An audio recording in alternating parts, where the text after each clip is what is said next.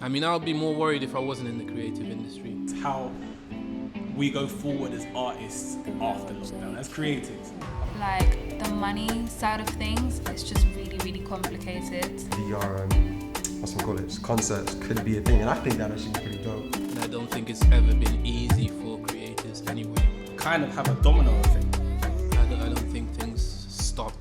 I think they just get converted into something different. Welcome to another episode of Inkwa Talks, and thank you for joining us. If you haven't already, please do subscribe to the channel, and if you have, give thanks. Accompanying me on the sofa today, I have Bwale, I have Nabz, and I have Ty DK. First of all, how is everyone?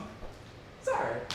Yeah, we're good. How are we coping with lockdown part 2? Whoa, part 3 now, isn't it? Part 3 actually. Part 3, yeah. Soon to be part 4. They're merging into one. It's yeah.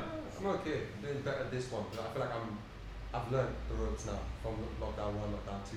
I've learned what comes to me good, so I feel much better for this one, finally.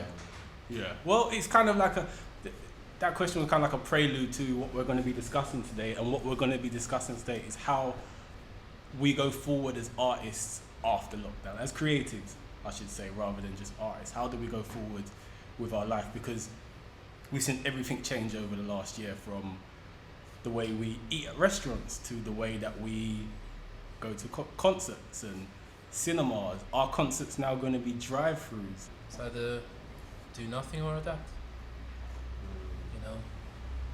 But how do you adapt your craft when your craft, every craft is reliable it relies on humans Yeah, and but some form of I mean, interaction. COVID is something that happened, unfortunately, but there's always things that happen, you know? There was 9/11 that happened, and everyone was like, oh my God, you know, like, it's never going to be the same, we're going into war and all this stuff. If you remember when it happened, it was like, oh yeah, you know?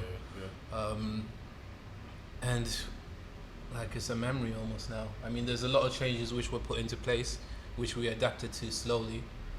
This is just a major hit where it affected everyone. And I don't think it's ever been easy for creatives anyway. You know, if it's been easy for a creative, you know, you've been lucky. You know, but it's never been an easy thing. So I think we're actually more equipped to adapt with it than a lot of other people who were living, you know, with set regulations, set this and that, you know, set income, which is always constant. I mean, I would be more worried if I wasn't in the creative industry. Okay, but going forward from there, like, we're all creators around this table, and creation finds its creation in other creations.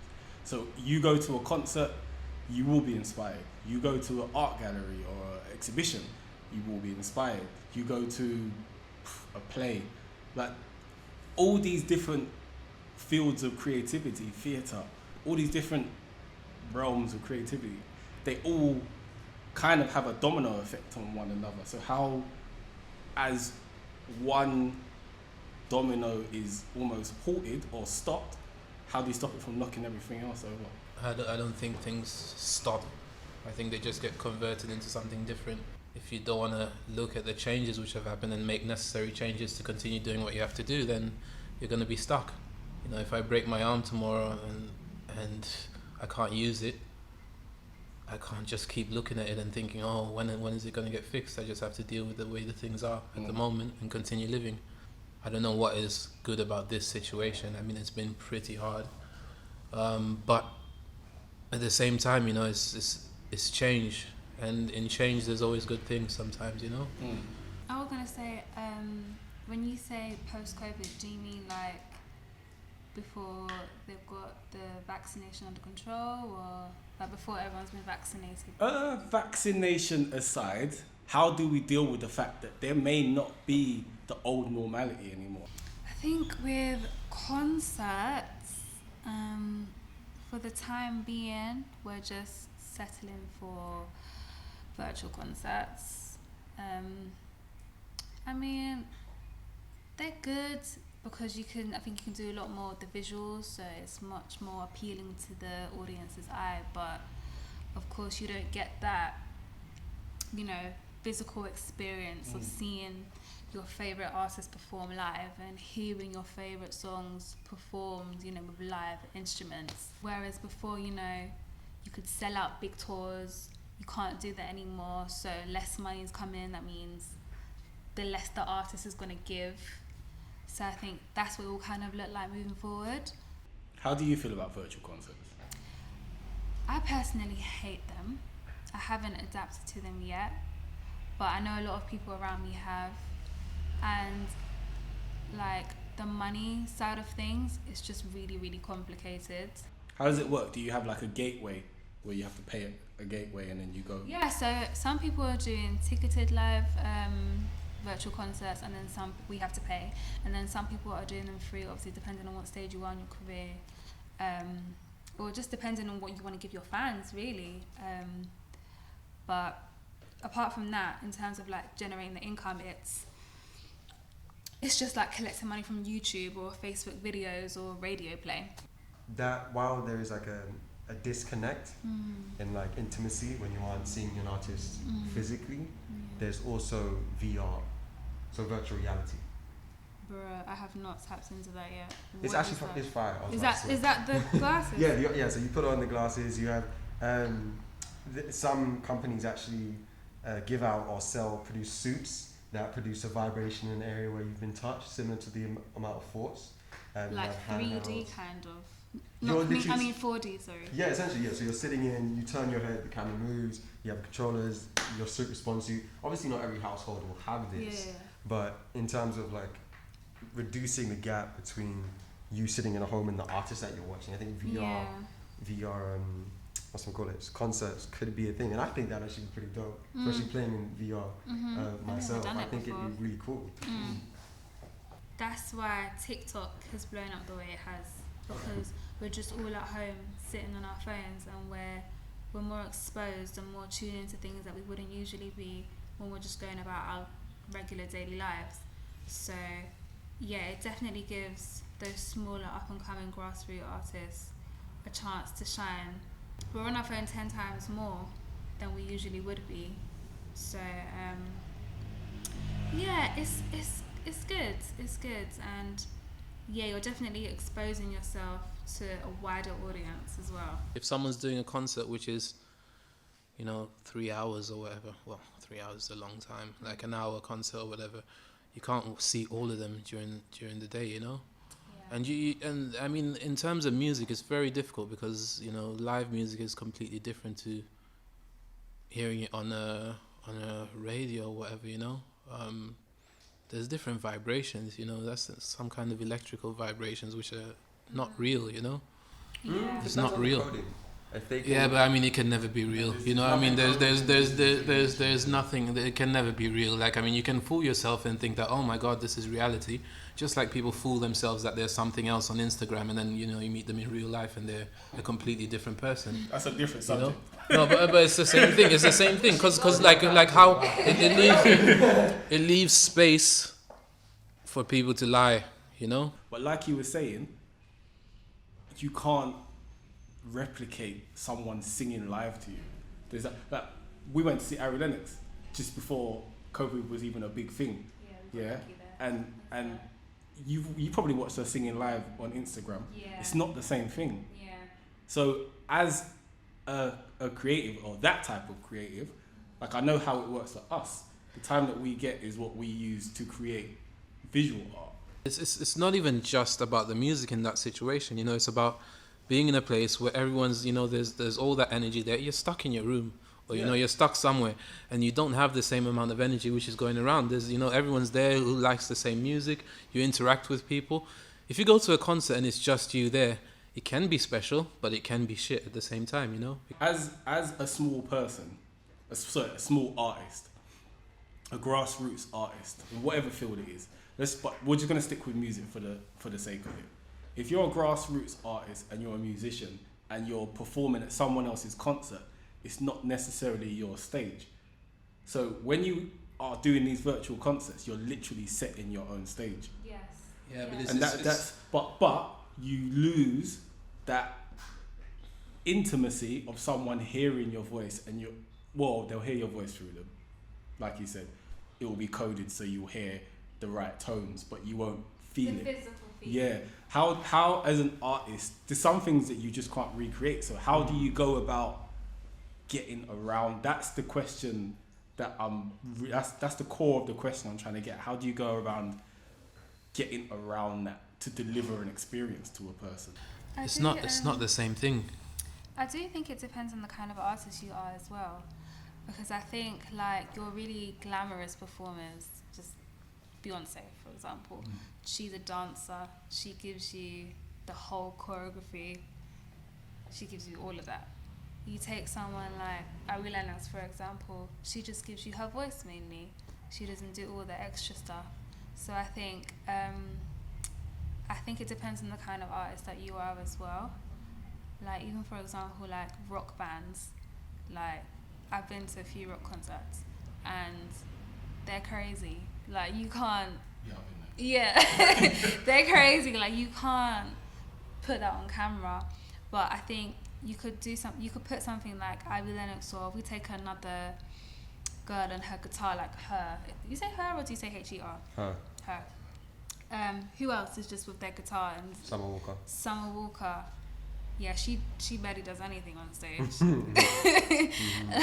So like, you take someone like her versus someone like Beyonce or Rihanna or I don't know, like Bruno Mars, because he does a lot on stage as well. Like you would I think you would get more of a similar experience with like her, Ivy Lennox, in comparison to the others. I mean, if it's a financial thing, of course, you might be nothing without social media, but if that's not your end goal, I don't think everyone wants to do things for financial reasons, though, you know? I think even without it being a financial source, I think social media is very important For who? for any artist. I don't think so. I don't think so. There are some artists who just do their thing, you know, and they're happy and they live their life, and that's it. It does benefit to some extent, depending on where you want to go, and if you want to communicate with people. Like Instagram was really good for communicating with people. Now you can't even communicate with anyone. You know, you can't, like when it first opened, you were able to talk to people. Now it's just, you know, it's just weird and it's controlled. And, you know, you can't, what defines a successful artist is not, you know, how many likes you have, or it's how happy you are and what you're able to do with what you bring to the table. I can see where the side that you're coming from, where people always look at social media and feel like I need to do this or I need to do that or I need to have this or I need to have that. But I can see the beautiful side of it, whereas you have something to say and you have something to share and you want to push it out into the world. To rely on that 100% with this goes back to the post-COVID stuff, to rely on this 100%, to rely on media 100% rather than live performances and, you know, live things. I mean, you lose control. You know, you lose control, and which is problematic because it doesn't allow people to develop how they would have developed another way. But in the end of the day, like I said, we're moving into new times, so we have to see what's coming. So, for example, if you look at places like TikTok, so there's a guy I follow on TikTok who was a street performer, who was working, I think, in the States or maybe Chicago, somewhere like that. Very physical, calisthenic street performer, does his thing, very gymnastic. He's definitely his craft relies on the physical atmosphere, like very similar to the guys that are around Piccadilly Circus that do the dance and stuff like that. It relies on that physical atmosphere. However, apps, social media like TikTok have provided him a space in which he can then... You know, TikTok is controlled as well. I'm not saying it's not controlled. Hang on. Go. I'm not saying it's not controlled. However, it's provided him a space to continue to entertain people doing what he loves. He may or may not get paid for that, but it's providing him a space to do it. I do understand there's a difference between a physical reception of a concert, of an event, but to deny or to not explore the route of virtual reality concerts or virtual entertainment to its fullest out of fear that someone could be pulling the strings is... Of course, I mean, I think everyone should explore what they can do now. But I mean, there also is the problem that, you know, don't get too excited that, you know, you're in control, because you're not. You know, you might not be. But that's or you, yeah. I mean, that was natural. Yeah, but in terms of You don't know if it was natural. Huh? What? Okay, No one knows shit. If you say it's natural or not, in terms of its form of It happened. fact, It just happened. It's a biological, It happened. it's a biological occurrence. It's not connected to the data of the Wi-Fi, when it says biological occurrence, transfers via biological data. What are you Nah, talking it's about? connected to In the terms data of on like the things Wi-Fi. being controlled from outside or something changing. Yeah, but I mean, yeah. I guess. See, you know, things happen. I think what I definitely agree with you on is the hustling, the changing, the moving forward. So him losing his job in a physical space, he hustled, changed, adapted, and moved forward by going on TikTok. Maybe artists who lose, like Beyonce, who lose the extravagant, very visually powerful concepts, they switch to places like VR. Maybe bars and industries, maybe they work on small catered pods. Yeah, there is. I think there's we should be aware that things are going to change, or things have changed, or things might be the same. But it's about finding ways to do things, you know, and continue producing or doing what you love doing. Yeah, it's not an easy change for most people. For everyone, I don't think it's an easy change. The fact that I say, you know, stuff is controlled on social media and on all these virtual platforms is not to scare people away from it, but it's just to realize that, yeah, you know, I mean, like, you might not get the same results you'd get in a different situation. But it doesn't mean that you don't try, but you need to be aware that, you know, it's not because you're not doing what you have to do. And you know that you might not be able to touch as many people as you would before because of the controls and stuff like that. But, you know, you can still be okay doing what you're doing in your small space. And the whole problem is that everyone wants to be out there, you know, and you know, save the whole world, you know, and then, you know, there are people dying in your neighborhood. You know, there are people who need you there, but you're somewhere else, you know, which is very problematic with social media, because you can touch, I mean, social media and all these virtual platforms, because you can touch a lot of people, but at the same time you can touch no one. You know, you can get completely sucked into these things, and you can forget about your brother next door in the room next door.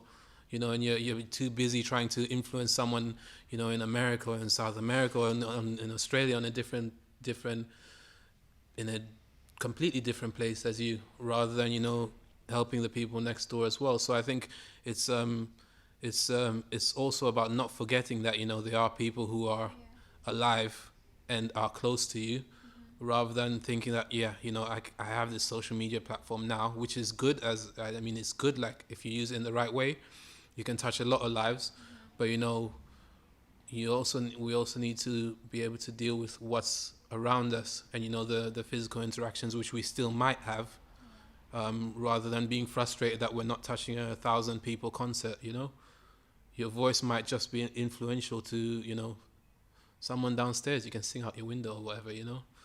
If I sing out my window, people will go deaf, but, you know, it's not I think people are worried, you know, and it's understandable, because, you know, concerts, I mean, I love concerts, I love shows, I love, you know, theatre and stuff like that as well, you know, and you might not be able to do the same things you were doing before, but it's up to the artist to look at themselves and see what they want to do with their art form. It might be a good thing for people, because you might get stronger, you know, in terms of what's around you and the people around you.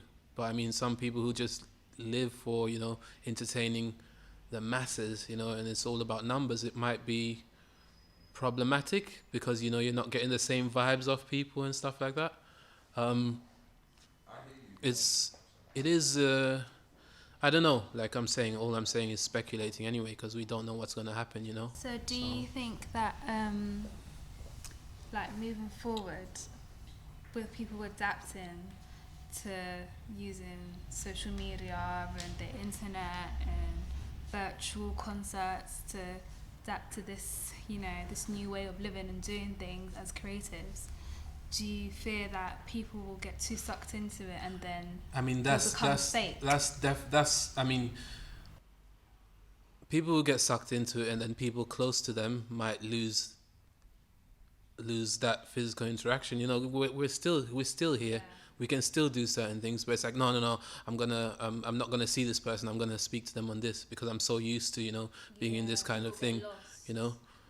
And you're gonna, like, you know, oh, no, it's a different thing. Like, you know, if I see Rob physically, than if I'm talking to him on the phone, you know. There's all these senses and all these things which are going on as well, you know. So you communicate differently. I mean, this is something obviously with the whole communication thing is going to be different, and it has been different for this whole year, you know. But it's not. We shouldn't look at that as the normal, and we shouldn't settle for that, you know. Change is gonna come, but you know, we also need to understand that, you know, our mental health and everything are important, and that, you know, physical interactions are important, you know. Concerts and stuff, maybe not. I'm not gonna say not important, but may not go back to how they used to be. But you know, we shouldn't forget that as well. You know, and we shouldn't forget that it's gonna completely affect everything, you know, our interaction with people, and the less we interact with people and who we become, you know. You put someone in solitary, you know, they're gonna be a different person.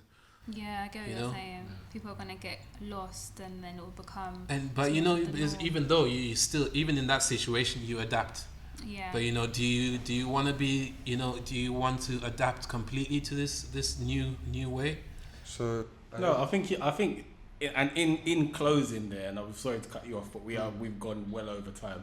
But I think in closing there, I think what you were saying about adaptation, which was your original point from the beginning, you can only adapt to your environment.